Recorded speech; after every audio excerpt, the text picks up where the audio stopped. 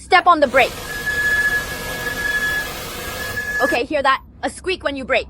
For this issue, if you go to a repair shop, guess how much they'll dare to overcharge you. Parts are cheap and it's an easy fix, but once you're there, they'll easily charge you hundreds or even thousands of dollars. They're just treating us like suckers. Today, I'll show you how to actually fix these car noises. Master these tricks and you'll never be scammed by a mechanic again. First, hear a creaking sound when you're turning. Replace the strut bearing for 80. Second, hear humming at high speeds. Replace the wheel bearing 120. Third, clunking from the chassis during U-turns. Replace the outer CV joint, 90. Fourth, squeaking over speed bumps. Replace the sway bar bushings, 15.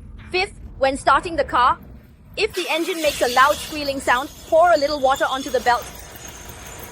The noise will stop instantly. Just tighten that belt a little bit to solve the issue. Sixth, hearing a drum-like thudding while driving along rough concrete roads.